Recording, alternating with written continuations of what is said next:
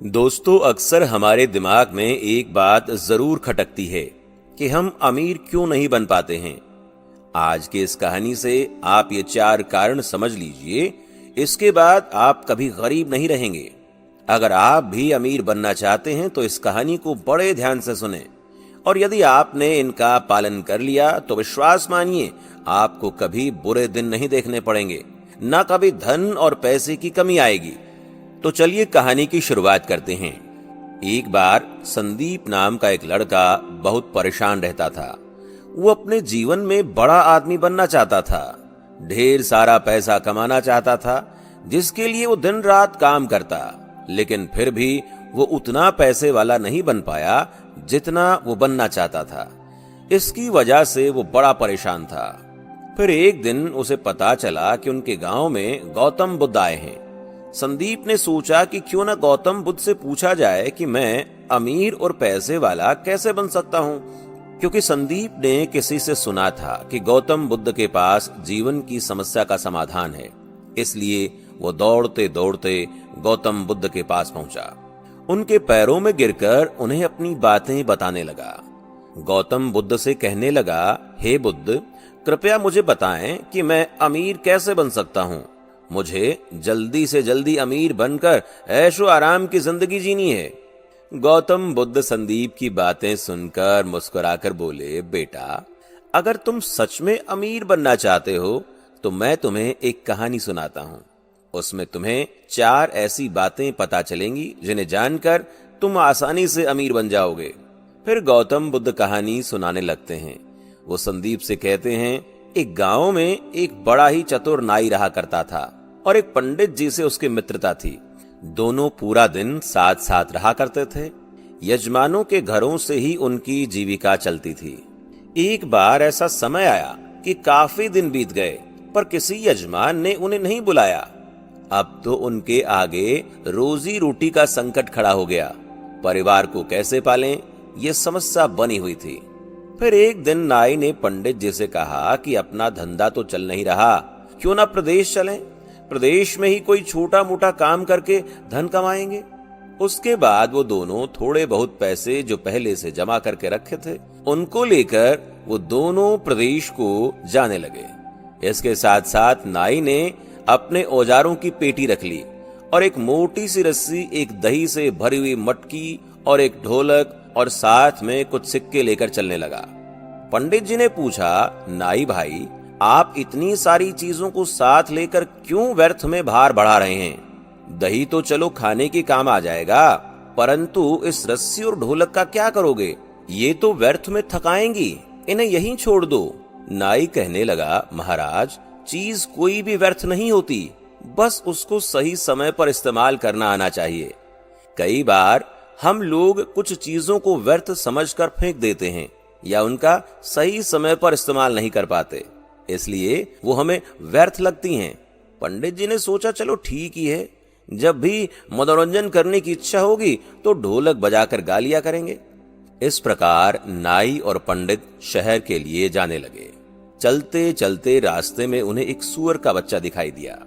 नाई ने उस सूअर के बच्चे को भी पकड़कर अपने थैले में रख लिया। पंडित जी को फिर ऐतराज हुआ। वो कहने लगे, अरे नाय मित्र, अब इस सूअर के बच्चे का क्या करोगे? खुद के खाने का तो इंतजाम नहीं, इसे कहां से खिलाएंगे?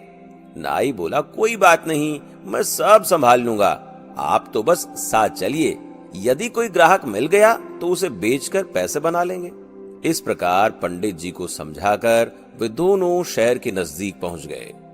शहर में पहुंचने पर उन्हें पता चला कि यहाँ का जो राजा है, उसके पुराने महल में रात को एक राक्षस आता है जो महल में रहने वालों को खा जाता है।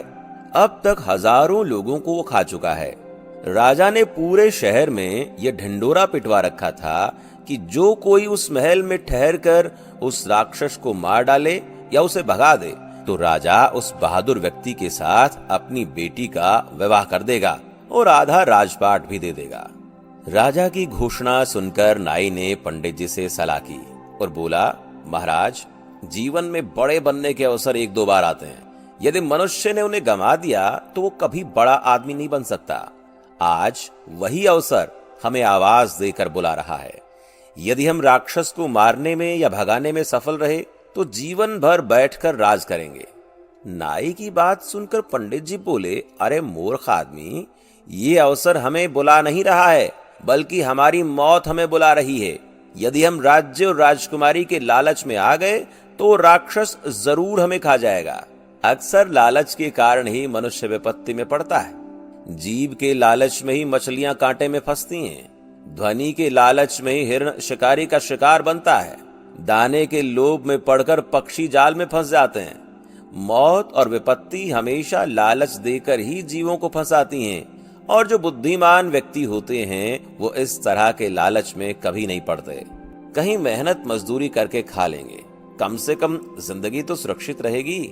नाई कहने लगा, अरे महाराज, एक बात सुनो, नदी पार वही करते हैं जो उसमें कूद कर तैरते हैं। डरकर किनारे पर खड़े रहने वाले कभी नदी को पार नहीं कर सकते। साहसहीन व्यक्ति बड़े होने के सपने तो देख सकता है, पर बड़ा नहीं बन सकता। बड़ा बनने के लिए रिस्क तो उठाना ही पड़ेगा। नाई की बात सुनकर पंडित जी घबरा गए और सोचने लगे, आज ये हमें मरवा कर ही छोड़ेगा। पंडित जी एक बार फिर नाई से बोले, मित्र, राजा के महल में जाना, राक्षस से लड़ना, ये हमारी बुद्धिमानी नहीं, मूर्खता है। क्यों व्यर्थ की मुसीबत मोल लेना चाहते हो? तुम्हें अपनी जान प्यारी नहीं है क्या? यदि तुम्हें अपनी जान प्यारी नहीं है तो कोई बात नहीं, कम से कम मेरे प्राणों की तो चिंता करो। महल में जाना सरासर प्राण हत्या करने के समान है।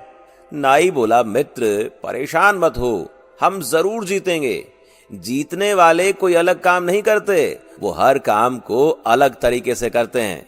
गरीबी, लाचारी का जीवन जीने से अच्छा है कि मौत से भी लड़कर हमें उन्नति करनी चाहिए। दरिद्रता का जीवन तो वैसे भी मृत्यु के समान है। हम पूरा जीवन मेहनत करें तो भी इतना नहीं कमा सकते कि राजा बन जाएं। थोड़ी सी हिम्मत करके किस्मत आजमाने में क्या जाता है? मरना तो एक ना एक दिन है ही। हिम्मत और बुद्धि बल से काम लेने पर कठिन से कठिन काम में भी सफलता पाई जा सकती है। नाई की बात सुनकर पंडित जी का भय दूर नहीं हुआ। फिर भी नाई का साथ छोड़ना उचित नहीं समझा। कहते हैं, जो धन अत्यंत संघर्ष करने पर प्राप्त हो, शत्रु के आगे सिर झुकाने से प्राप्त हो, अपमान सहकर प्राप्त हो, जिसमें जान जाने का खतरा हो, धर्म का उल्लंघन करने से प्राप्त हो, उस धन में मन नहीं लगाना चाहिए। अब तो पंडित जी ने डरते डरते नाई के साथ चलने को हाँ तो कर दिया, पर हिम्मत साथ नहीं दे रही थी। नाई और पंडित राजा के दरबार में पहुंचे, पान का बीड़ा उठाया और कहा, महाराज, हम आपके महल से राक्षस को भगाएंगे। उस दिन शाम का भोजन उन दोनों ने राजा के यहाँ किया। तरह तरह के स्वादिष्ट व्यंजन, ऐसे व्यंजन जो आज वो जीवन में पहली बार खा रहे थे। बड़ा आनंद आया। उसके बाद वो दोनों राजा के पुराने महल में चले गए। वहां पहुंचकर उन्होंने सबसे पहले महल की सब खिड़की दरवाजे बंद कर लिए और आपस में बातचीत करने लगे। और नाई पंडित जी से कहने लगा कि आज हम जान हथेली पर रखकर इस महल के अंदर आए हैं। ऐसे में हमें लापरवाही बिल्कुल नहीं बरतनी है। विद्वान लोग कहते हैं, मनुष्य को भय से उस समय तक डरना चाहिए जब तक कि वो भय से दूर हो। जब उससे सामना करना पड़ जाए तो फिर बिना डरे बेधड़क होकर उससे भिड़ जाना चाहिए। इसी में उसकी भलाई है। एक काम करो, आधी रात तक जागकर मैं पहरा देता हूँ, तब तक तुम आराम से सो जाओ। आधी रात के बाद तुम जागना और मैं सो लूंगा। पंडित जी ने कहा, ठीक है। उसके बाद पंडित जी सो गए और बेचारा नाई जागकर राक्षस के आने का इंतजार करने लगा। इधर जब राक्षस के आने का समय हुआ तो महल के दरवाजे बंद देखकर दरवाजा खटखटाने लगा और कहने लगा, मेरे महल में मुझसे पहले आज कौन घुसकर सो गया है? द्वार खोल दो, वरना मैं द्वार तोड़ दूंगा। राक्षस की भयंकर आवाज सुनकर नाई डरा नहीं। वो बेधड़क होकर कहने लगा, अबे बदतमीज, कौन है जो शोर मचाकर मेरी नींद भंग कर रहा है? राक्षस बोला, मैं राक्षस हूं और ये घर मेरा है। मेरे घर में सोने वाला तू कौन है? नाई बोला, बेटा, मैं तेरा बाप हूं। नाई की बात सुनकर राक्षस सोचने लगा, अजीब बात है, अब तक तो मनुष्य यदि होता तो मेरी आवाज सुनकर डर कर ही द्वार खोल देता, पर ये तो मुझसे डरने की बजाय मुझसे कह रहा है कि मैं तेरा बाप हूं। राक्षस ने फिर आवाज लगाई, यदि तू मेरा पिता है तो कायरों की तरह दरवाजा बंद किए क्यों बैठा है? निकलकर मुझसे युद्ध कर।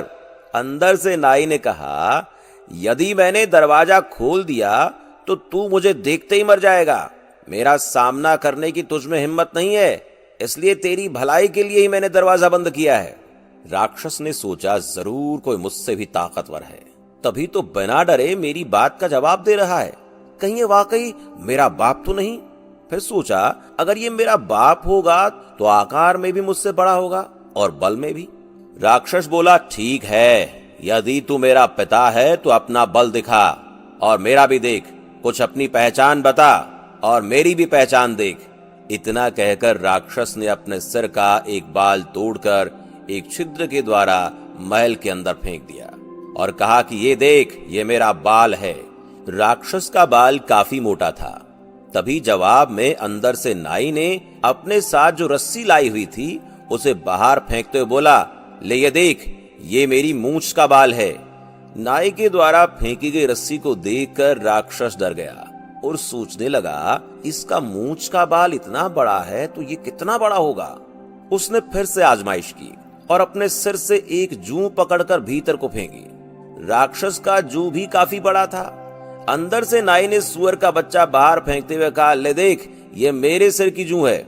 इतना बड़ा जूं देखकर राक्षस डर गया। राक्षस ने अपना थूक अंदर फेंकते हुए कहा, ये ले, ये मेरा थूक है।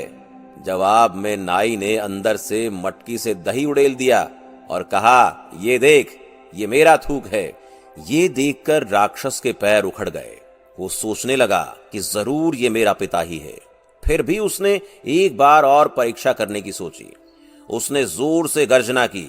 उधर जवाब में नाई ने अपनी ढोलक को पीटना शुरू कर दिया। ढोलक की आवाज को गर्जना समझकर राक्षस का मलमूत्र छूट गया। वो समझ चुका था कि अंदर कोई मुझसे भी बड़ा राक्षस है। नाई ने कहा, अबे पागल, पूरी रात परीक्षा ही करता रहेगा या आमना सामना भी करेगा?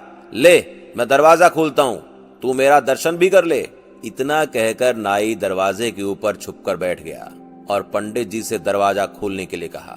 डरते डरते पंडित जी ने दरवाजा खोल दिया। राक्षस भी डरता हुआ धीरे धीरे जैसे ही अंदर बढ़ा तो नाई ने अपने उस तरह से राक्षस की नाक काट ली। वो राक्षस नाक पकड़कर रोता हुआ चिल्लाता हुआ वहां से भाग खड़ा हुआ और बोला, अब मैं यहाँ कभी नहीं आऊंगा, ये महल तुम ही रख लो। नाई बोला, खबरदार, आना भी मत, अगर आया तो अगली बार तुझे जीवित नहीं छोड़ूंगा। इस तरह सदा सदा के लिए वो राक्षस राजमहल को छोड़कर चला गया। शर्त के अनुसार नाई आधे राज्य का मालिक बन गया और राजा की बेटी से उसका विवाह हो गया। उसने अपने मित्र पंडित को अपना मंत्री बना लिया।